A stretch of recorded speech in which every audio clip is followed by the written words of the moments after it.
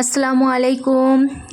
আশা করি তোমরা যে যেখান থেকে আমার এই রান্নার রেসিপিগুলো দেখছো বা দেখো তারা সবাই খুব ভালো আছো। আমিও ভালো আছি। দেখো আমি এখানে পাকা পাকা আম দেখাচ্ছি। আমি আজকে এই আম দিয়েই, এগুলো কিন্তু আমাদের গাছের পাকা আম, তোমাদেরকে আমি একটা আগে দেখিয়েছিলাম গাছে কাঁচা আম, সেই আমগুলো এখন পেকে গেছে, সেগুলোই নিয়ে একটা তোমাদেরকে আমি রেসিপি দেখাবো, পাকা আমের রেসিপি। এখানে তো পাটিসাপটা দেখতে পাচ্ছ। পাটিসাপটাটা ভাবছো যে পাটিসাপটা, তাহলে আমি পাটিসাপটাটা কীভাবে পাকা আম দিয়ে বানিয়েছি সেটাই তোমাদেরকে দেখাবো। এখানে আমি 1 বাটি সুজি নিয়েছি। এখানে মিক্সিং জারের মধ্যে সুজিটাকে দিয়ে আমি গুঁড়ো করে নেব। এবার আমি ওটা গুঁড়ো করে নিই। এখানে আমগুলো আমি ছোট ছোট করে কেটে রেখেছি। ওই আমগুলো আমি মিক্সিং জারের মধ্যে দিয়ে আমি ভালো করে ওটাকে একটা পেস্ট বানিয়ে নেব। এবার আমি একটা মিক্সিং জার নিয়ে তার মধ্যে বড় বাটির 1 বাটি পরিমাণ ময়দা দিয়েছি। তোমাদের যেমন পরিমাণ লাগবে তোমরা তেমন দিয়ে দেবে ওর মধ্যে। ওখানে গুঁড়ো করা যে সুজিটা ছিল সেটাই আমি দিয়ে দিলাম ময়দার মধ্যে। এবার আমি ওর মধ্যে দেব একটা ডিম। তোমরা ভাবতেই পারো যে আমি ডিম দিচ্ছি কেন, যেহেতু পাটিসাপটা বানাচ্ছি। আমার পাটিসাপটাটা একটু অন্য রকম, তোমরা একটু বানিয়ে খেয়ে দেখবে।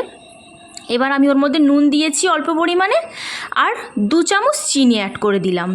চিনিটা তোমরা তোমাদের পরিমাণ মতন দেবে, নুনটাও দিয়ে দেবে। এবার আমি যে আমটা ব্লেন্ডারের মধ্যে পেস্ট করে রেখেছিলাম সেটাই আমি ওর মধ্যে দিয়ে এবার সবগুলো একসঙ্গে, ওর মধ্যে একটু হালকা উষুম গরম দুধ দিয়ে এবার আমি সবগুলোকে পেস্ট করে নেব। ওগুলো আমি করে নিয়েছি।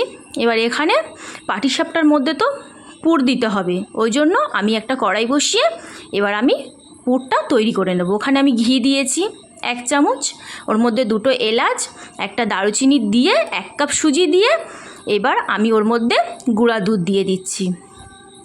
দিয়ে ওটাকে আমি ভালো করে একটু ভেজে নিয়ে এবার আমি ওর মধ্যে দিয়ে দেব যে উষুম গরম দুধ ছিল সেটা আমি ওর মধ্যে অল্প 1 বাটি পরিমাণ দিয়ে দিয়েছি।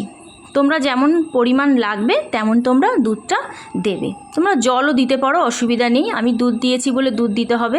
ওখানে আমি কাজু, কিশমিশ আর কাঠবাদাম কুচিয়ে রেখেছিলাম, সেটা আমি দিয়ে দিয়েছি।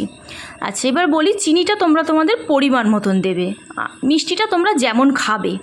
ওর মধ্যে আমি চিনি দিয়েছি বড় চামচের 2 চামচ, আর অল্প পরিমাণে একটু নুন। আর এটা যে আমি আমের যে পাকা আমের যে পাল্পটা করেছিলাম মিক্সিতে, সেটাই আমি 1 চামচ দিয়েছি। আর আম কোচানো ছিল, আমি দেখিয়েছি পাকা আম, সেই আম কোচানোগুলো আমি ওই সুজির মধ্যে অ্যাড করে দিলাম। দেখতে পাচ্ছ কালারটা কত সুন্দর এসছে, খেতেও অসাধারণ লাগবে। তোমরা একবার বানিয়ে খাবে, দেখবে কেমন লাগে। আমাকে কিন্তু অবশ্যই কমেন্টে জানাবে এই রেসিপিটা তোমাদের কেমন লেগেছে। দেখো আমি ওগুলো তুলে নিয়েছি, ঠান্ডা করতে দিয়ে দিয়েছি। এবার আমি যে ব্যাটারটা করে নিয়েছিলাম মিক্সিতে একসঙ্গে সব কিছু দিয়ে, সেটা আমি তো 1 ঘন্টার জন্য রেস্টে রেখেছিলাম, সেটাই আমি এবার নিয়ে চলে এসেছি। এখানে একটা বাটিতে ঘি নিয়েছি। এখানে আমি একটা তাওয়া বসিয়ে দিয়েছি, তাওয়াটা গরম হয়ে গেছে। ওর মধ্যে আমি একটু ঘি ব্রাশ করে নিচ্ছি। তোমরা চাইলে সাদা তেল দিয়েও করতে পারো, ঘিটা দিলে একটু খেতে বেশি ভালো লাগবে, যার জন্য আমি ঘি ব্রাশ করে নিলাম।